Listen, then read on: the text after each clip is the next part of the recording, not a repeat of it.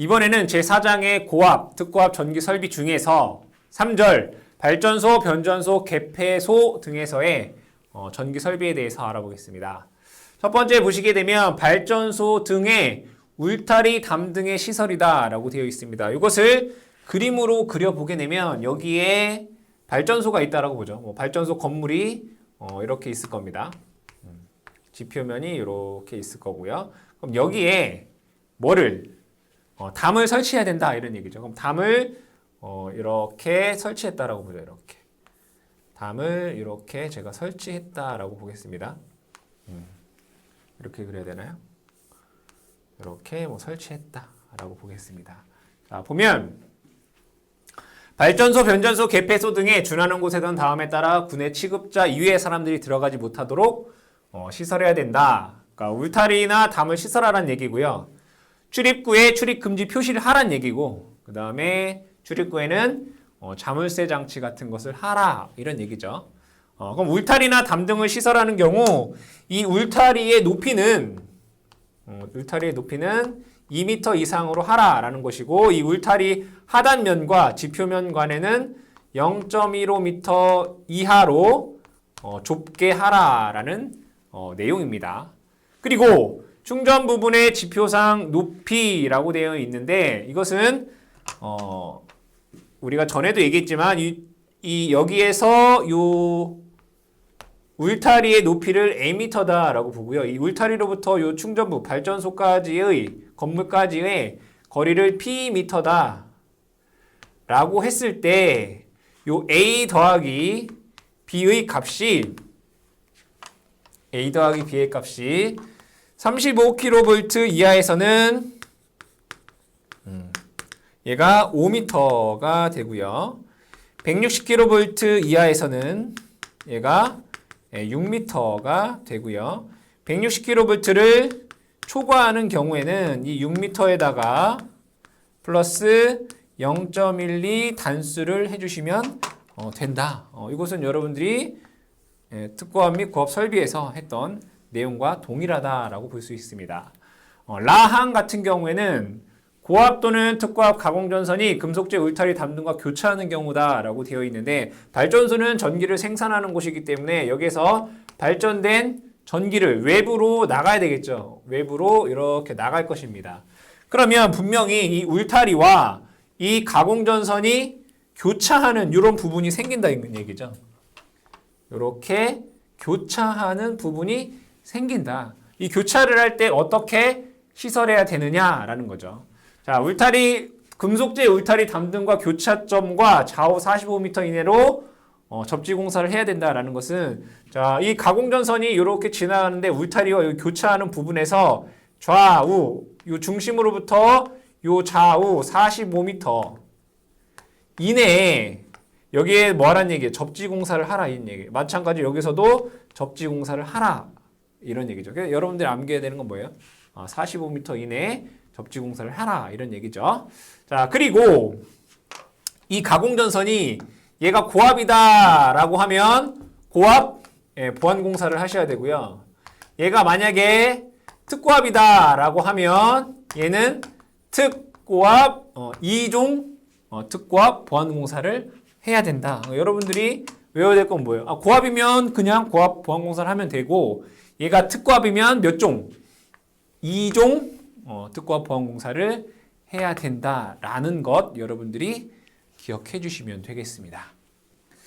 다음에 특고압 전로의 상 및 접속 상태의 표시입니다. 상은 L1, L2, L3 이런 것이 있겠죠. 그럼 여기에서 보게 되면 여기에 L1, L2, L3라는 것이 있다라고 하면 L1, L2, L3 이렇게 있겠죠. 그리고 중성선 N 이런 것이 있단 말이에요. 그러면 발전소, 변전소 같은 경우에는 회선이 여러 개가 되겠죠. 여러 개. 그때 발전소, 변전소 또는 이에 준하는 곳의 특고압 전로에 그 보기 쉬운 곳에 상별 표시를 해라 이거예요. 상별 표시. 얘가 L1인지 L2인지 L3인지. 근데 상별 표시를 여러분 뭘로 해요? 색으로 하잖아요. 우리가 상별 색이 정해져 있잖아요. 색으로 표시할 수 있습니다. 발전소, 변전소 또는 이에 준하는 곳에 특고압 전로에 대하여 접속 상태를 모의모선의 사용, 기타 방법으로 표시하라. 여러분들 학교 이런 데 가보면 학교 건물에 대해서 어떻게 돼 있어요? 모형이 있잖아요. 모형 조그맣게 소형으로 또는 뭐 아파트 이런 거를 우리가 분양할 때 마찬가지로 모형이 있죠. 마찬가지로 여기에서도 우리가 구분하기 위해서 모의모선에 이런 것들을 해 놓아라. 알 수 있도록. 다만 문제에 나오는 건 이거예요. 회선수가 2 이하이고 단일 모선인 경우에는 그러하지 아니해도 된다. 그러니까 모의 모선을 안 해도 되는 경우는 뭐란 얘기예요? 단일 모선에 회선수가 2 이하인 경우는 모의 모선을 하지 않아도 된다. 그래서 여러분들이 요거 단일 모선에 회선수 2 이하이면 모의 모선을 하지 않아도 된다라는 게 문제에 잘 출제가 되고 있습니다. 세 번째, 발전기 등의 보호 장치라고 되어 있습니다. 다음의 경우에 발전기 전로로부터 자동 차단하는 장치를 시설해야 된다 이거예요. 자, 발전기, 동기 발전기라고 생각을 하시면 돼요. 이 발전기를 이러한 경우에 뭐라는 얘기예요? 자동 차단해라 이거예요. 첫 번째, 발전기에 과전류나 과전압이 생긴 경우 차단해라. 이거 외우셔야 돼요. 발전기에 과전류나 과전압이 생긴 경우 자동 차단해라. 나머지 용량을 여러분이 다 외우셔야 돼요. 용량을. 근데 그냥 이렇게 읽어보면 내용이 어려워요. 그래서 여러분들이 암기하기 편하도록 제가 한번 정리를 해볼게요. 100 kVA 100 kVA 숫자 순서대로 500 kVA 그 다음에 2000 kVA 그 다음에 1000 kVA 1000 kVA 초과. 그러면 여러분들 이거 여기는 글을 다 외울 필요가 없단 말이에요. 100 숫자가 점점 커져요. 그럼 숫자가 작을수록 어떤 비중이 좀 낮다라고 한번 생각을 해볼게요. 100 하면 풍차. 그냥 풍차라고 생각하세요. 풍차 뭐예요? 풍력 발전. 풍차보다 조금 큰 규모 수력 발전. 얘도 수력. 이거 만 중요합니다. 얘 내부 고장 그냥. 발전기의 내부 고장. 만 초과하게 되면 증기 터빈이에요. 증기 터빈. 이렇게 외우세요. 근데 얘는 수력이 2개잖아요. 그쵸? 수력이 2개인데 500 볼게요. 500. 500은 수차의 아뷰. 수차 아뷰. 그러니까 수차 이렇게 쓸까요? 아뷰. 그리고 얘도 수차 온도예요. 온도. 여기 2000 보게 되면 수차의 스트링 베어링 온도. 그러니까 우리가 이거를 다 외우지 않더라도 요거랑 요거를 매칭하셔야 돼요, 여러분들. 500kVA 이상의 또는 100kVA 이상의 풍차가 뭐라고 500kVA 이상의 수차 압유 장치가 뭐라고 온도가 그러니까 요것만 여러분들이 순서대로 그냥 외우면 돼요. 100, 500, 2000, 만 초과. 100은 풍차, 500은 수차 압유, 2000은 수차 온도, 만은 발전기 내부 고장, 만을 초과하면 증기 터빈의 스러스트 베어링이 현저하게 마모되거나 온도가 현저히 우리가 문제를 푸는 거기 때문에 여기 있는 걸 다 적는 게 아니란 말이에요. 요 정도를 여러분들이 암기를 해주시고, 그리고 발전기에 뭐 할 때 과전압 또는 과전류가 흐르게 되면 뭐라는 얘기예요? 자동 차단하여라 이거예요. 이거 문제에 상당히 많이 출제가 됩니다. 요거. 그래서 여러분들이 요렇게 한번 정리를 해 놓으시면 문제 푸시는데 큰 도움이 됩니다. 지금은 발전기입니다. 다음에 이번에는 연료전지에 자동 차단하는 경우. 이건 여러분들이 쭉 그냥 읽어보시면 돼요. 연료전지에 과전류가 생긴 경우. 외워야 되겠죠? 연료전지에 과전류가 생긴 경우. 또는 연료전지의 온도가 상승하는 경우. 이랬을 때 뭐 하라는 얘기예요? 전류로부터 차단하라. 하라. 또 산소의 농도 또는 연료의 농도가 현저히 상승하는 경우. 이럴 때 뭐하는 얘기? 자동 차단하여라. 여기서 뭐 문제가 특별하게 출제될 게 없죠. 근데 여기 같은 경우는 다 숫자가 나오잖아요. 숫자 같은 경우는 문제가 출제하기가 아주 용이하다 이거죠. 연료전지 같은 경우는 여러분 외울 게 뭐라고요? 연료전지에 과전류가 생긴 경우. 연료전지에 온도가 현저히 상승한 경우. 그리고 산소의 농도라든가 연료의 농도가 현저히 상승한 경우 자동 차단한다. 그러니까 여기에서는 특별히 뭐 외울 건 없죠. 그냥 한번 읽어보시면 되는 내용입니다. 자, 네 번째는 특고함용 변압기의 보호장치. 여기도 숫자가 나오네요. 숫자가 쭉 나오는데 내부 고장, 변압기. 그럼 얘를 보니까 언제는 자동 차단 장치를 하고 언제는 경보 장치를 하느냐 이런 얘기죠. 자, 아까는 발전기였어요. 지금은 뭐예요? 변압기예요. 변압기의 기준을 보니까 만이 기준인 것 같아. 뭐 500 이상 만 뭐 이렇게 돼 있잖아요. 미만이 있고 만 이상이 있어요.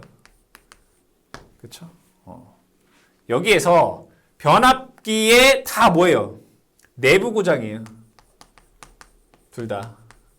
변압기에 내부 고장이 발생했을 때 많이 넘어가면 무조건 뭐 하라는 얘기예요? 자동 차단하라 이거죠. 근데 많이 안 되면 얘는 자동 차단도 되고 또는 경보 장치도 가능하다 이거예요. 그 얘기예요. 이거는 변압기 내부 고장 시 많이 넘어가면 무조건 자동 차단하라는 얘기고 많이 안 되면 자동 차단 또는 경보 장치를 하라 이런 얘기죠. 탄행식 변압기의 경우 얘는 뭐예요? 냉각 장치인 거죠. 냉각 장치에 고장이 생긴 경우 얘는 냉각 장치는 무조건 뭐 하라는 얘기예요? 경보 장치예요. 자동 차단 아니에요. 경보 장치예요. 냉각은 뭐다? 경보 장치다. 이렇게 여러분들이 암기를 해주셔라. 변압기에서. 변압기 내부 고장 많이 안 되면 자동 차단 또는 경보이고 많이 넘으면 무조건 자동 차단 장치이고 냉각 장치는 무조건 경보 장치다라고 암기하시기 바랍니다. 다음에 조상 설비의 보호라고 되어 있습니다. 조상 설비는 무효 전력을 공급하는 장치이죠. 그래서 이 조상 설비 같은 경우에는 보호하는 장치를 표와 같이 시설한다라고 되어 있습니다. 여기에서 전로로부터 자동 차단하는 장치를 설치하라. 조상 설비. 조상 설비, 자동 차단, 경우 이런 거죠. 기준을 보니까 뭐가 돼 있어요? 15,000이 기준이 돼 있어요. 15,000이 기준이다. 라는 걸 알 수 있죠. 얘도 15,000, 15,000, 15,000. 그쵸? 그런데 15,000인데 여기에서 15,000 얘는 이상 15,000 미만 이렇게 돼 있잖아요. 그럼 여기에서 얘는 하나는 조상기인 거고 조상기가 말하는 게 뭐예요? 동기조상기인 거고 하나는 그냥 전력용 콘덴서 이렇게 생각하면 돼요. 전력용 캐패시터 또는 블로 리액터다라고 되어 있는데 얘는 그냥 캐패시터라고 생각하면 되죠. 전력용 콘덴서다라고 생각을 해보자 이거예요. 동기조상기 같은 경우에는 15,000 이상에서 내부 고장이 발생하면 자동 차단하라 이런 얘기죠. 얘는 끝이에요 그냥. 동기조상기는 15,000kVA 이상에서 내부 고장 발생하면 자동 차단하라 이런 얘기죠. 캐패시터 같은 경우에는 15,000 이상에서는 내부 고장이라든가 또는 과전압이라든가 또는 과전류가 생기면 내부 고장이라든가 과전류라든가 과전압이 생기면 자동 차단하라는 얘기고 15,000kVA 미만에서는 내부 고장이라든가 여기서는 과전압이 빠져요. 과전류가 흘렀을 때 뭐 하라는 얘기예요? 자동 차단하라 이런 얘기죠. 근데 문제에서 많이 나오는 것은 이 동기조상기는 15,000kVA 이상에서 내부 고장이 발생하면 자동 차단 장치가 동작해야 된다. 이게 문제에서 많이 출제가 되기 때문에 그 부분을 여러분들이 기억을 해주시면 되겠습니다. 다음에 계측장치 보겠습니다. 계측장치. 계측장치는 무엇을 측정하는 거죠. 이러한 측정 장치를 해라. 근데 이거 다 외우기 뭐 하죠? 뭐만 보면 돼요. 발전소 같은 경우에는 뭐 하면 돼요? 전압계, 전류계, 전력계를 시설해야 된다. 그죠? 발전기의 전압계, 전류계, 전력계. 그리고 베어링의 온도 이런 거 측정해야 된다. 다 보면 얘도 마찬가지로 전압, 전류, 전력. 발전기의 전압, 전류, 전력. 발전기의 온도. 변압기의 전압, 전류, 전력. 변압기의 온도. 발전소에서 뭐만 보면 돼요? 전압, 전류, 전력, 온도. 발전기와 변압기의 전압, 전류, 전력, 온도 생각하면 돼요. 변전소에서는 뭐 있어요? 변압기 있잖아요. 그죠? 변압기 뭐라고요? 전압, 전류, 전력, 온도. 동기발전기는 동기화가 돼야 되겠죠? 다른 타 발전기와. 그래서 동기검정기가 필요하다. 동기조상기도 뭐예요? 전압, 전류, 전력, 온도. 중요한 게 뭐라는 거예요? 전압, 전류, 전력, 온도를 측정하는 장치가 있어야 되는구나. 어디에? 발전기에, 변압기에, 그리고 동기조상기에. 동기발전기는 동기검정장치. 이 정도만 여러분들이 기억을 해주시면 된다. 뭐라고요? 전압, 전류, 전력, 온도. 동기발전기는 동기검정기. 그 정도만 잘 기억해 주셔라. 다음에 배전반의 시설이라고 되어 있습니다. 배전반. 전기를 배전하기 위한 어떤 함이다라고 보면 됩니다. 발전소, 변전소, 개폐에서도 이에 준하는 곳에 시설하는 배전반에 붙이는 기구는 전선을 점검할 수 있도록 시설해야 된다. 점검할 수 있도록. 이때 배전반에 고압용 또는 특고압용 기구 또는 전선을 시설하는 경우에 취급자에게 위험이 미치지 아니하도록 적당하게 방호장치가 되어야 되고, 또 통로도 시설되어 있어야 되고, 또 기기를 조작하기 위한 공간을 확보해야 된다. 다 옳은 내용이죠. 방호장치, 통로라든가 또는 공간, 작업할 수 있는 공간이 확보되어야 된다라는 정도 기억해 주시기 바랍니다. 8번. 상주 감시하지 아니하는 발전소의 시설. 그러니까 사람이 없는 발전소, 그러니까 무인 발전소에 대한 시설입니다. 무인 발전소. 다음 같은 경우 발전기 전로로부터 자동 차단하고 정지장치 또는 내연기관 연료 유입을 자동으로 차단하는 장치를 시설한다. 그러니까 사람이 상주하지 않는, 사람이 없는 발전소에서 이러한 경우 자동으로 차단하도록 하여라 라는 거죠. 쭉 여러분들이 읽어보시면 되겠다. 이러한 경우에 사람이 없는 발전소에서는 차단하는 장치를 해야 되는구나 라고 한번 읽어보시기 바랍니다. 다음에 여기서는 사람이 없는 발전소의 연료장치에서 마찬가지로 자동을 차단하는 경우도 여러분들이 읽어보시고요. 다번 같은 경우에는 경보장치를 하는 경우, 사람이 없는 발전소에서 이러한 경우에 경보를 하는 장치를 해야 된다라는 겁니다. 마찬가지로 여러분들이 쭉 읽어보시면 되겠습니다. 자, 9번째는 상주 감시하지 않은, 이번에는 변전소예요. 변전소. 변전소에서 경보장치를 하는 것. 경보장치. 문제에 많이 나오는 것은 사실은 이겁니다. 수소 냉각식 조상기는 그 조상기 안에 수소의 순도가 여기 뭐예요? 90%. 이게 문제 많이 나와요. 숫자 나오는 게 문제 많이 나오네요.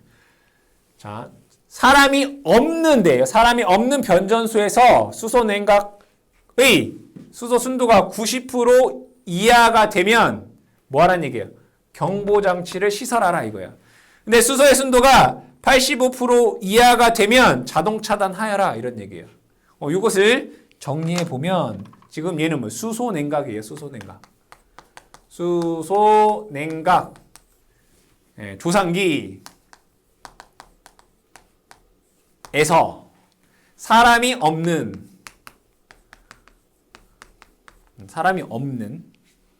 변전소에서 수소의 순도가 얘가 90% 이하다 라고 하면 이거 뭐라고 했어요? 얘는 경보장치예요. 경보. 근데 얘가 85% 이하가 된다라고 하면 수소의 순도가 얘는 자동 차단이에요. 구분하셔야 됩니다. 그쵸? 이거예요. 자, 근데 다음에 10번째로 넘어가면 이렇게 돼 있어요. 발전기 내부 조상기 수소 순도가 85% 이하가 저하된 경우는 경보하는 장치를 해라. 이건 뭐예요? 사람이 있을 때예요. 사람이 있는 곳에서는 85%가 이하가 되면 여기에서는 경보예요. 자동 차단이 아니라. 문제 내기가 아주 좋죠. 그죠, 이거.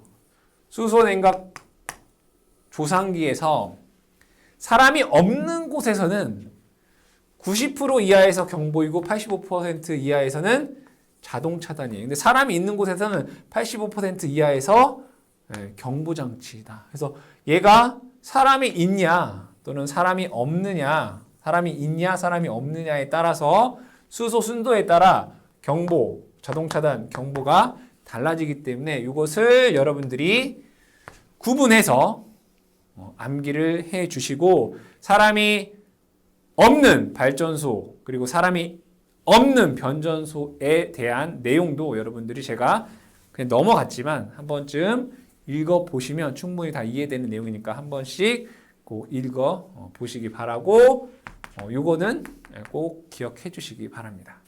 이번에는 4장의 고압, 특고압 전기 설비 내용 중에 4절 전력보안 통신 설비에 대해서 알아보겠습니다. 전력보안 통신 설비라고 하는 것은 우리가 전력을 수급하는 데 필요한 운전, 점검, 보수 등의 업무에 필요한 전화라든가 또는 원격지에 있는 설비를 감시, 제어, 계측 또는 개통을 보호하기 위해 전기적, 광학적 송수신하는 어떤 장치 또는 전화 장치 그리고 어떤 전원 장치 등을 통틀어서 우리는 전력보안 통신설비다라고 얘기를 합니다. 간단하게 얘기를 하면 우리가 전력을 안전하고 효율적으로 공급하는 데 있어서 필요한 어떤 통신 설비 등을 다 그냥 전력보안 통신설비다라고 생각을 하시면 되겠습니다. 자, 그러면 이 전력보안 통신설비는 어디에 시설을 해야 되느냐라고 봤더니 송전선로라든가 배전선로에 모두 설치를 해야 된다. 즉 송전선로에서는 이러한 곳에, 배전선로에는 이러한 곳에 이 전력보안 통신설비를 해야 된다라는 것입니다. 자, 그리고 문제에서 많이 출제가 되는 것은 요 다항, 발전소, 변전소 및 변환소의 어디에 전력보안 통신설비를 해야 되느냐라는 것이죠. 1번 보게 되면 원격 감시 제어가 안 되는 발전소, 변전소, 개폐소, 전선로 이를 운영하는 급전소 간에 통신 설비를 해야 된다라는 거고, 2개 급전소 상호 간 그리고 이를 통합 운영하는 급전소 간에도 시설을 해야 된다. 그리고 수력 설비 중 필요한 곳, 수력 설비 안전상 필요한 양수소 및 강수량 관측소와 수력 발전소 간에도 해야 된다.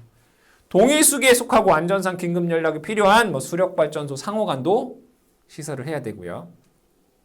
동일 전력 계통에 속하고 안전상 긴급 연락이 필요한 발전소, 변전소, 개폐소 상호 간에도 시설을 해야 된다. 6번째, 발전소, 변전소 및 개폐소, 기술원, 주재소 간에도 시설을 해야 되고요. 그 다음에 이러한 곳에 전기설비 안전상 긴급 연락이 필요한 기상대, 소방서 이런 데도 설치를 해야 된다라고 되어 있습니다. 여기에서 다음 중 전력보안 통신설비를 시설하지 않아도 되는 곳은 무엇이냐라고 출제가 되기도 하기 때문에 요 1번부터 7번까지 모두 여러분들이 체크를 해주시기 바랍니다. 자, 그 다음에는 전력보안 통신 케이블의 시설 기준이다라고 되어 있습니다. 이 전력보안 통신 케이블에 어떤 걸 써야 되느냐라고 봤더니 광섬유 케이블과 동축 케이블 및 차폐용 실드 케이블을 사용할 수 있다. 또는 이와 동등 이상의 것을 사용해야 된다라고 되어 있습니다. 나항에서는 통신선은 다음과 같이 시공한다라고 되어 있습니다. 1번 같은 경우에는 중량물의 압력이라든가 또는 기계적 충격을 받을 우려가 있는 장소에서는 적당한 방호 장치를 하거나 또는 이에 견디는 보호 피복을 해야 된다라는 거죠. 두 번째, 전력 보안 가공 통신선은 다음에 따라 시설해야 된다. 다만 가공 지선 또는 중성선을 이용하여 광섬유 케이블을 시설하는 경우는 그러하지 아니한다라고 되어 있습니다. 가공 통신선은 반드시 조가선에 시설한다. 조가선이라고 하는 것은 여기에 지지물이 있다라고 보면 케이블이 무겁기 때문에 여기에 철선으로 이렇게 놓고 광섬유 케이블을 여기에 이렇게 해서 얘를 이런 식으로 하는 것을 얘를 우리는 이제 조가용선 이렇게 얘기를 하죠. 조가용선을 반드시 이용하여라 이런 얘기예요. 다만 통신선 자체가 지지 기능이 있다라고 하면 이 조가선을 생략할 수 있다라는 것입니다. 3번 항을 보시게 되면 가공전선로의 지지물에 시설하는 가공통신선에는 절연전선 일반 통신용 케이블이 아닌 케이블 또는 광섬유 케이블을 쓸 수 있다. 이거는 뭐냐면 여기에 전력선이 지나간다 이거예요. 예를 들면 고압, 저압 또는 특고압 등의 전력선이 지나가는데 이 전력선에 보안 통신선이 있다 이거죠. 전력 보안 통신선 이렇게 이런 경우를 뜻하는 거예요. 여기에서는 무엇을 쓸 수 있느냐라고 봤더니 절연전선 그 다음에 일반 통신용 케이블이 아닌 케이블 그냥 얘를 케이블이라고 써볼게요. 일반이 아닌 일반 통신용이 아닌 케이블을 쓸 수 있다는 얘기고 그 다음에 뭘 쓸 수 있다? 광섬유 케이블을 쓸 수 있다. 자, 여기에서 이 전력선과 동일한 지지물에 시설하는 이 전력보안 통신선을 우리 뭐라고 하냐면 첨가통신선 이렇게 얘기해요. 첨가통신선. 우리가 앞으로 제가 첨가통신선이다 라고 하면 전력선의 지지물에 같이 시설된 전력보안 통신선이구나 라고 생각을 해주시면 되겠습니다. 이때는 절연전선이나 일반 통신용 케이블이 아닌 케이블이나 또는 광섬유 케이블을 써야 된다라고 여러분들이 이해하시면 되겠습니다. 그러면 전력보안 통신선의 시설 높이와 이격거리다 라고 나와 있습니다. 이때 여기에서 가공통신선이라고 되어 있고 여기는 가공전선로의 지지물에 시설되는 가공통신선이다 라고 해요. 얘는 독립된 통신선이에요. 그러니까 이 지지물에 여기에는 이 통신선만 있는 거죠. 이 통신선만 있는 상태인 거고 얘 같은 경우에는 첨가통신선인 거예요. 첨가통신선이다 이거예요. 그걸 여러분들이 구분을 하셔야 된다. 그러면 얘부터 볼게요. 첨가통신선 같은 경우에는 얘가 도로 같은 경우에 6m, 교통에 지장을 주지 않는 경우 5m라고 되어 있어요. 그렇죠? 6m, 5m. 고압 및 저압에서. 특고압은 그냥 6m예요. 횡단보도교, 철도 다 뭐예요? 6.5예요. 여기는 3.5. 만약에 통신선이 절연전선, 통신선 저고압에서 얘는 절연전선과 동등 이상이거나 특고압에서는 광섬유 케이블을 썼을 때에는 여기 3m, 일반 장소 4m. 근데 얘 같은 경우에는 그냥 가공전선로의 높이랑 동일해요. 여러분들이 앞에서 공부하셨던 가공전선로에서 저압 뭐예요? 6m. 철교 6.5m. 3.5m, 3m, 4m 이렇게 되겠죠. 이것은 첨가통신선일 때 고저압에서 이 높이가 되겠죠. 이거 여러분들 다 어떻게 해야 돼요? 암기 하셔야 되는 거죠. 도로 6m, 그죠? 도로 무조건 6m였잖아요. 철도 6.5m. 일반 장소 여기는 3.5, 여기는 5m. 횡단보도교. 일반 장소 4m, 5m. 맞죠?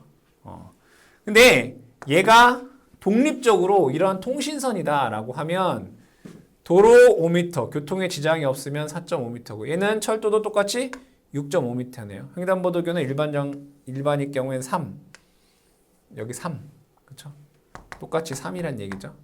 기타 장소 3.5 이렇게 돼 있다. 이것도 마찬가지로 여러분들이 다 암기하기가 쉽지 않죠. 쉽지 않기 때문에 문제를 통해서 여러분들이 조금 암기를 해주시면 도움이 되겠다. 다음에 가공전선과 첨가통신선과의 이격거리. 이 첨가통신선이라고 하는 건 뭐라겠죠? 전력선에 함께, 전력선 지지물에 함께 설치되어 있는 여기에는 전력선이 있고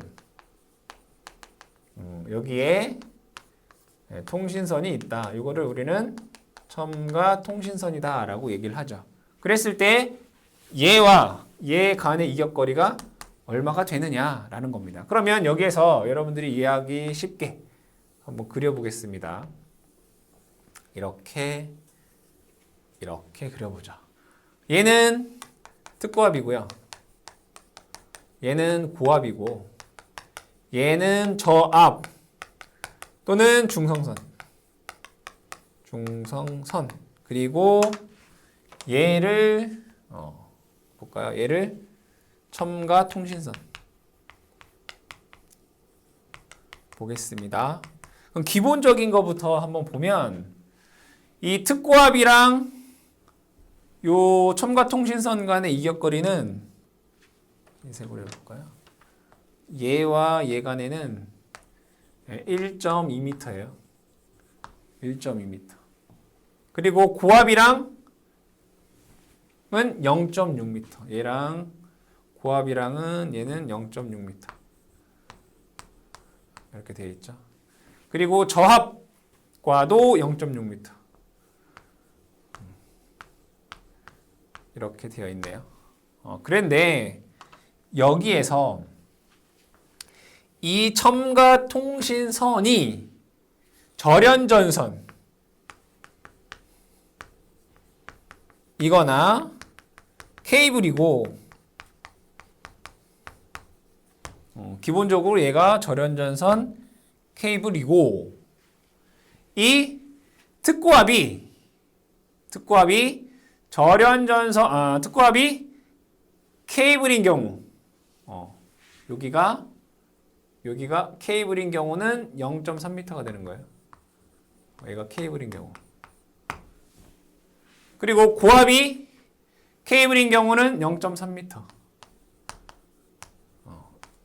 고압이 케이블인 경우. 저압 같은 경우에는 절연전선이나 케이블인 경우 얘는 0.3m예요. 얘는 절연전선이거나 케이블인 경우입니다. 그런데 이 특고압에서 얘가 22.9kV 이다 라고 하면 얘와 얘의 이격거리는 0.75m 이렇게 됩니다. 이 표를 정리해보면 이렇게 된다. 특고압이랑은 1.2m고 고압이랑은 0.6m고 저압은 0.6m네. 근데 얘가 케이블을 쓴다면 0.3, 0.3, 0.3 다 0.3이네요. 그죠? 케이블이면 0.3, 0.3, 0.3 그리고 얘가 22,900이다라고 하면 0.75다라고 여러분들이 암기를 하시면 되겠습니다. 자, 다음에 특과 가공전선로의 지지물에 시설하는 통신선 뭐예요? 첨가통신선이 얘네들 뭐예요? 도로, 횡단보도구, 철도, 레일, 삭도 얘네들과 교차하는 경우예요. 교차하는 경우. 첨가통신선이 교차하는 경우. 통신선은 연선의 경우 단면적이 얘 절연전선과 절연요략이 있는 것. 그러니까 이 첨가통신선은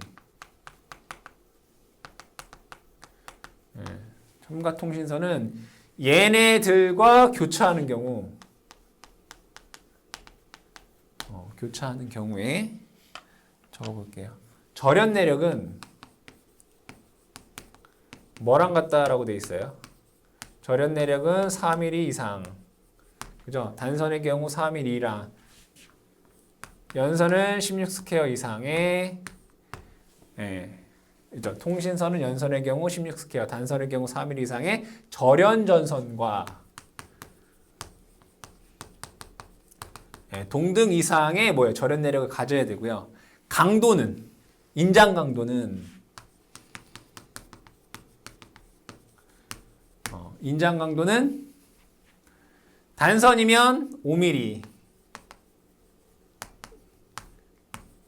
연선이면 25스퀘어 이상의 뭐와 경동선과 동등 이상 뭐 8.01kN 이상의 강도를 가져야 된다. 다른 거죠, 여러분들. 절연 내력은 4mm, 연선 16스퀘어. 인장 강도는 지름 5mm, 단면적 25스퀘어의 경동선, 얘는 절연전선 구분을 하셔야 됩니다. 그리고 삭도와 다른 가공전선 등의 이격거리는 즉 여기에 첨가통신선, 얘는 전력선, 전력이에요. 얘는 첨가통신선이에요. 얘가 삭도라든가, 삭도는 뭐예요? 케이블카죠? 삭도라든가 또는 다른 가공전선과의 이 이격거리는 0.8m이다 이런 얘기죠. 근데 얘가 만약에 케이블 또는 광섬유 케이블, 통신선이 요게 케이블이나 또는 광섬유 케이블이다 라고 하면 얘를 0.4m로 감할 수 있다라고 되어 있습니다. 그래서 여러분들이 첨가 통신선이 다른 시설물들, 다른 뭐 도로, 횡단보도, 철도, 레일, 삭도, 가공전선, 다른 약전류 전선, 뭐 교류 전차선 등과 교차할 때는 이러한 선을 사용을 해야 되고, 삭도나 가공전선 간의 이격거리는 0.8m이고 얘가 케이블이면 0.4m까지 감할 수 있다라는 것 기억해 주시면 되겠습니다.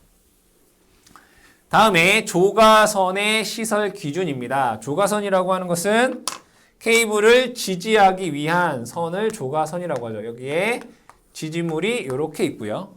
케이블을 지지하기 위한 요거를 우리가 조가용선 이렇게 얘기를 하고, 케이블이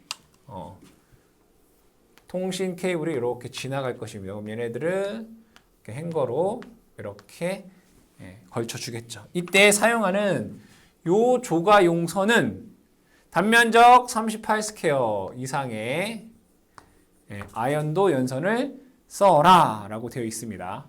그리고 쭉 넘어와서 시설 기준에 보면 조가선은 2조까지만 시설할 수 있다 이거예요. 그러니까 요 조가용선은 최대 2개까지 쓸 수 있다는 얘기예요. 2개. 최대로 2개, 2가닥이 가능하다. 그 이상 넘어가면 안 된다 이런 얘기죠. 이때 과도한 장력에 의해 전주의 손상을 방지하기 위하여 전주 간격 50m 기준으로 요거를 50m 기준으로 0.4m의 이도가 되도록 유지하라. 이도라고 하는 것은 전력공학에서 공부를 하셨지만 다시 보면 이렇게 처짐을 이도라고 하죠. 여기서부터 여기까지의 길이를 0.4m 이상 되게 하라. 이게 이도가 너무 작으면 장력이 커지잖아요. 그러니까 이도를 좀 길게 해서 좀 장력이 좀 적게 하라. 이거 0.4m, 50m를 기준으로 이도가 0.4m 이상 유지하여라. 이 지지물의 장력에 의한 손상을 받지 않기 위해서입니다. 조가용선 간의 이격거리는, 그러니까 조가용선이 얘가 2개가 있다라고 하면 얘 간의 이격거리는 0.3m를 유지하여라 이런 얘기고, 조가용선은 500m마다 뭐 하라는 얘기예요? 접지하라 라고 되어 있네요. 그죠?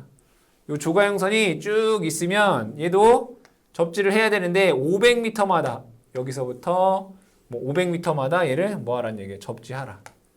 500m 이하마다 접지를 하라라고 되어 있고 이 첨가 통신선 같은 경우에는 전력선도 가고 통신선도 가잖아요. 이때 두 접지는 뭐 하라는 얘기예요? 별도로 하라는 얘기죠. 접지는 전력용 접지와 별도의 독립 접지 시공을 원칙으로 한다니까요. 전력선과 통신선의 접지는 분리하는 것을 원칙으로 한다라고 되어 있습니다. 그 다음에 접지선은 몰딩 유관으로 식별 가능하도록 표면에 쉽게 지워지지 않는 방법으로 통신용 접지선임을 표시하여라. 그러니까 얘가 접지를 했잖아요. 그쵸? 그럼 얘는 통신용 접지선입니다. 통신용 접지선임을 뭐 하는 얘기? 표시하여라. 이런 얘기예요. 그리고 전력용 접지선 몰두하는 반대 방향으로 외관에 따라 수직으로 시설하며 2m 간격으로 밴딩을 한다. 그럼 얘는 지지물이 이렇게 있다라고 봤을 때 접지선이 통신용 접지선이 여기 있다면 얘가 통신 그리고 전력용 접지선은 반대편에 이렇게 있어라는 얘기예요. 같이 한 곳에 있지 말아라 이거예요. 그리고 얘를 뭐 하겠어요? 밴딩 처리를 하겠죠. 묶는단 말이에요. 이렇게 밴딩 처리를 이렇게 하는데 이 밴딩 간격은 2m 간격으로 밴딩을 하여라 이런 얘기죠. 접지극은 지표면에서 0.75 깊게 매설하라. 지표면이면 접지극은 지표면으로부터 0.75 m 이상 깊은 곳에 매설을 하고 다른 접지극과는 1m 이상 이격하여 시설하여라. 이거 뭐예요? 조가용 선의 접지선에 대한 얘기를 하고 있는 거죠. 다음에 전력 유도의 방지라고 되어 있습니다. 전력 유도의 방지. 이 전력 유도의 방지 같은 경우에는 여기에 전력선이 지나가고요. 여기에 통신선이 이렇게 지나가면 이 전력선과 통신선 간에 뭐가 있어요? 정전 용량이 있겠죠. 그리고 전력선으로부터 이렇게 자기장이 영향을 받겠죠. 그럼 얘는 우리가 뭐라고 해요? 전자 유도라고 얘기를 하고 요 C에 의한 것은 정전 유도라고 하잖아요. 정전 유도. 전력 보안 통신 설비는 가공 전선로로부터 이 정전 유도 또는 전자 유도 작용에 의해서 사람에게 위험을 줄 우려가 없도록 시설을 하라. 그러면 여기에서 이 유도 전압이 요 전압 이하로 되어라 이런 얘기죠. 이 상시에는 650V 이하, 상시 60V 이하, 그 다음에 오동작 시 15V 이하, 잡음 전압은 15mV 이하로 하라. 만약에 고장 전류가 0.1초 이내에 차단이 된 경우에는 430V 이하로 유지를 하여라. 그러니까 전압을 유도 전압이 통신선의 유도 전압이 그렇죠? 유도 전압이 이 값 이하로 유지해라. 하라. 그 내용을 기억을 해주셔라. 다음에 특과 가공전선로 첨가 통신선의 시가지 인입 제한이다 라고 되어 있습니다. 이거는 여기에 전력선이 이렇게 지나가고 근데 얘 전력선이 뭐냐면 특고압이에요. 특고압. 그 밑에 전력보안 통신선, 첨가 통신선 이렇게 지나갈 거 아니에요. 얘가 첨가 통신선이에요. 그런데 얘가 이 안에 여기는 시가지예요. 시가지다. 그럼 시가지에도 뭐가 있어요? 통신선이 있겠죠. 얘는 통신선이라고 볼게요. 통신선. 그런데 얘하고 연결해야 될 일이 있을 거 아니에요. 그죠? 이렇게. 연결할 일이 있을 거라고요. 없진 않을 거라고요. 왜냐하면 서로 전화를 주고 받아야 되고 어떤 신호를 제어하고 하기 때문에 이 시가지에 연결할 수밖에 없어요. 이렇게. 얘랑 얘랑은 연결할 수밖에 없다고요. 그런데 읽어볼게요. 특권 가공전선로 지지물에 첨가 시설한 통신선, 이에 직접 접속하는 통신선은, 그러니까 뭐야? 첨가 통신선은 시가지에 시설하는 통신선에 접속하면 안 된다 이거예요. 얘랑 얘랑 접속하면 안 된다 이런 얘기예요. 그 얘기잖아요. 하면 안 된다. 그런데 다음과 같은 때는 접속해도 된다는 얘기예요. 그 얘기는 뭐냐면 얘네들을 해서 여기에 접속하라 이런 얘기죠. 읽어보겠습니다. 쭉 요만큼이 뭐예요? 다 첨가 통신선과 시가지의 통신선과의 접속점에 표준에 적합한 1종 보안장치, 2종 보안장치 또는 이에 준하는 보안장치를 시설하라. 그러니까 여기에 어떠한 뭔지는 모르겠지만 어떤 보안장치를 해라 이거예요. 특고합 1종, 특고합 2종 보안장치 또는 그 이상의 보안장치를 해라. 그렇죠? 또한 그 중계선륜 또는 배류선륜의 2차 측의 시가지의 통신선에 접속하는 경우, 그러니까 여기에 이 중계선륜, 배류, 중계선륜, 선륜이라고 하는 건 코일이에요, 코일. 쉽게 얘기하면 여러분들이 공부하셨던 그냥 절연변압기라고 생각을 하시면 돼요. 절연변압기와 동일하다라고 보면 돼요. 절연변압기 같은 거다 이런 거예요.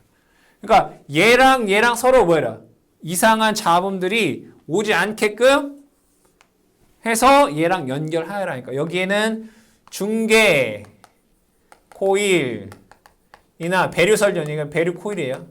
배류 코일을 설치하고 이 연결점에는 어떤 보안 장치를 한 다음에 연결을 하여라라는 겁니다. 두 번째, 시가지에 시설하는 통신선은 특과 가공전대 지지물의 시설에서는 아니 된다. 시가지에 시설하는 통신선은 특과 가공전선, 그러니까 이 시가지에서는 첨가 통신선이 뭐 안 된다는 얘기예요? 안 된다는 얘기예요. 그러니까 특고압에 연결되어 있는, 그러니까 즉 특고압 가공전선로 지지물에 통신선을 쓰면 안 된다는 얘기죠. 특고압 지지물에는 첨가 통신선이 안 된다. 시가지 안에서. 다만 된다는 얘기죠. 그죠? 다만 통신선이 절연전선과 동등 이상의 절연 성능이 있고 인장 강도 다음과 같을 때 또는 광섬유 케이블 경우에는 된다 이거예요. 근데 요거는 안 되는데 언제 된다는 얘기예요? 언제 된다? 통신선이 단선인 경우 3mm, 연선인 경우 16스퀘어 이상의 절연전선이거나 또는 광섬유 케이블인 경우, 광섬유 케이블이면 특고압 첨가 통신선 된다 이거. 어디에서? 시가지에서. 이걸 여러분들이 체크하시면 되겠다. 자, 다음에 통신기기류의 시설입니다. 읽어볼게요. 배전주에 시설되는 광전송장치, 통축장치 등은 기기는 전주로부터 0.5 이상 1.5 이내에 승주 작업에 방해가 되지 않도록 조가선에 견고하게 고정한다 라고 되어 있네요. 이걸 그림으로 그려보면 여기 지지물이 이렇게 있습니다. 지지물이 이렇게 있고 여기에 조가용선이 이렇게 지나간다고 볼게요. 얘는 조가용선. 그럼 통신선이 그 밑으로 이렇게 얘가 걸려서 이렇게 가겠죠. 그랬을 때 이 지지물로부터 0.5m 이상, 지지물로부터 1.5m 이내에 이런 거, 광 전송장치라든가 동축장치, 이게 뭔지 몰라도 돼요, 그죠? 광 전송장치라든가 동축장치라든가 이런 것들을 여기에 조가선에 이렇게 견고하게 붙여서 쓸 수 있다 이거예요. 이렇게 하라 이거예요. 여기에 요 사이에 요거를 설치하라 이런 얘기예요.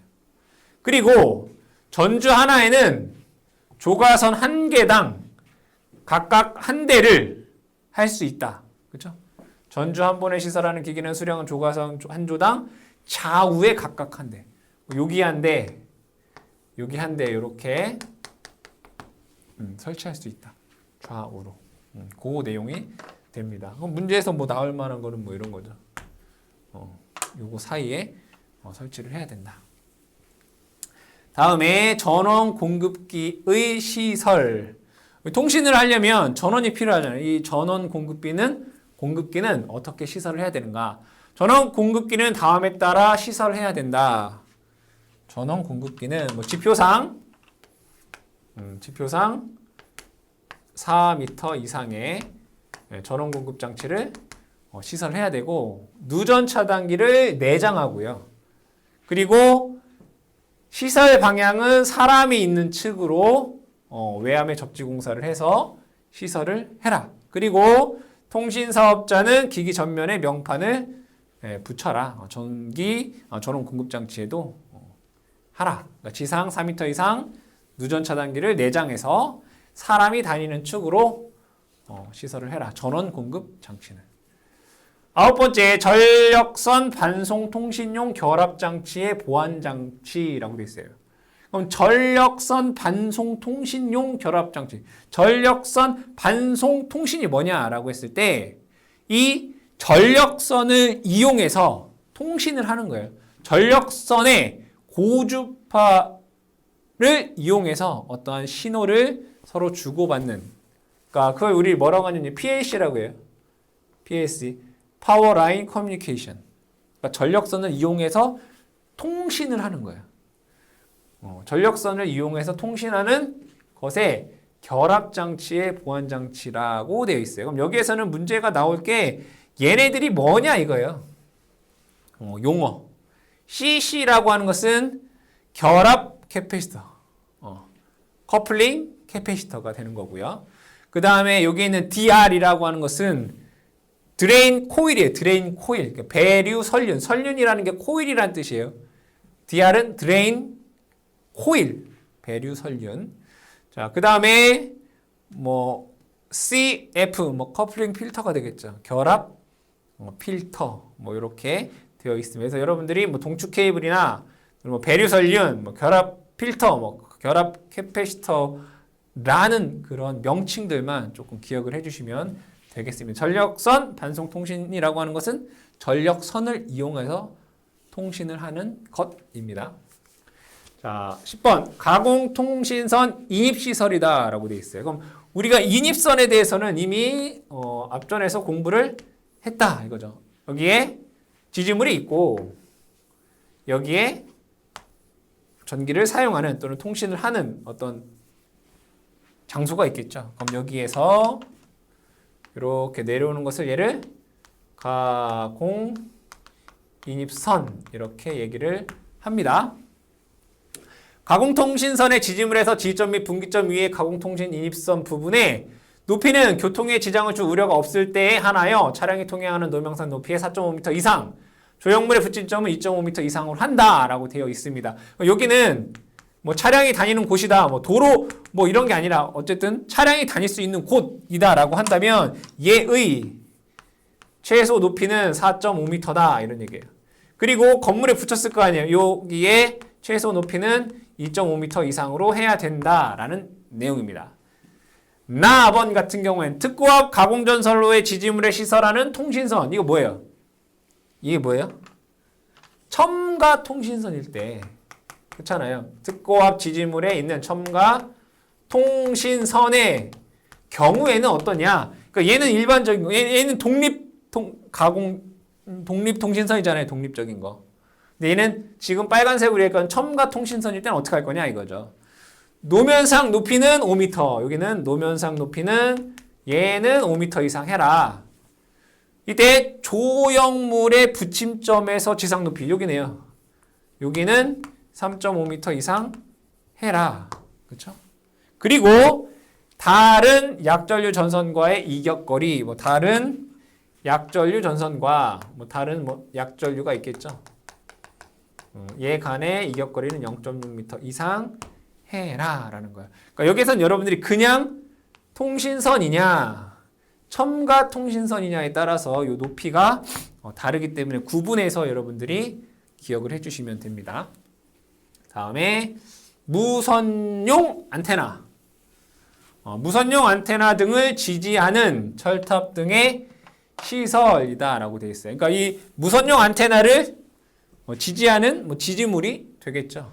이때 전력보안 통신 설비의 무선용 안테나 또는 반사판을 지지하는 목주, 철주, 철근, 콘크리트주 또는 철탑은 다음에 따라 시설해야 한다. 목주의 풍압하주능은 1.5고요. 철주, 철근, 콘크리트주 또는 철탑의 기초 안전율은 1.5 이상이다. 이거 여러분들 혼동될 수 있는데 여기 지표면이에요. 지표면. 얘가 이렇게 있잖아요. 여기에 안전율, 얘를 뭐라고? 얘를 기초 안전율이라고요. 안전율. 그리고 여기 바람에 의해서 견딜 수 있는 걸 그냥 안전율이라고요. 이건 뭐냐면 목주의 풍압하중에 대한 안전율. 그러니까 여기의 안전율이 목주인 경우에 얘가 1.5다라는 거고 철탑, 철근, 콘크리트주 철탑의 요 기초의 안전율은 1.5다 이런 얘기예요. 그거 여러분들 기억을 하셔야 하니까 무선용 안테나 같은 경우에 지지하는 것에는 다 안전율이 다 뭐예요? 1.5, 목주 1.5. 철탑, 철근, 콘크리트, 철탑, 철근, 콘크리트, 철주 기초의 안전율 1.5 똑같이 1.5다. 기억해 주시면 되겠습니다. 다음에 통신설비의 식별. 통신설비의 식별이라고 하는 것은 얘는 통신설비다. 통신설비용 뭐뭐다 라는 표시를 하라 이런 얘기예요. 모든 통신기기에는 식별이 용이하도록 인식용 표차를 부착해라. 통신용 같은 경우에. 세 번째, 설비 표시의 명판 시설 기준이다 라고 되어 있습니다. 직선주는 전주 5 경감마다, 분기주, 인류주는 매 전주마다 시설하라 이런 얘기예요. 이 얘기는 통신용 지지물이 이렇게 있다라고 보겠습니다. 이렇게. 그럼 얘가 이렇게 통신선이 이렇게 간다 이거예요. 근데 여기에서 예를 들어 분기했어. 자, 근데 얘는 직선으로 하나, 둘, 셋, 넷 있으면 얘는 5기마다 얘가 통신용 지지물입니다. 라는 표차를 하라는 얘기고요. 여기에서 얘가 분기됐잖아요. 분기됐으면 얘 분기되면 무조건 여기 표차를 하라는 얘기고 얘가 마지막에 끝을 우리가 뭐라고 한다고요? 인류라고 한다고 했잖아요. 분기하는 곳이나 인류하는 곳에서는 무조건 표차를 하라는 거고 직선으로 계속되어 있으면 5기마다 하나씩 표차를 하라 이런 얘기입니다. 나항 같은 경우에는 지중설비에서는 땅속으로 가는 곳에서는 얘는 맨홀마다 시설해야 돼. 맨홀마다. 맨홀. 근데 관로식 같은 경우에 그 전력구식 같은 거, 암거식, 전력구식 같은 경우에는 터널이잖아요. 큰 터널. 터널 같은 경우에는 50m 간격으로 얘가 통신설비다라는 것을 식별 표시를 하라라는 내용이 되겠습니다.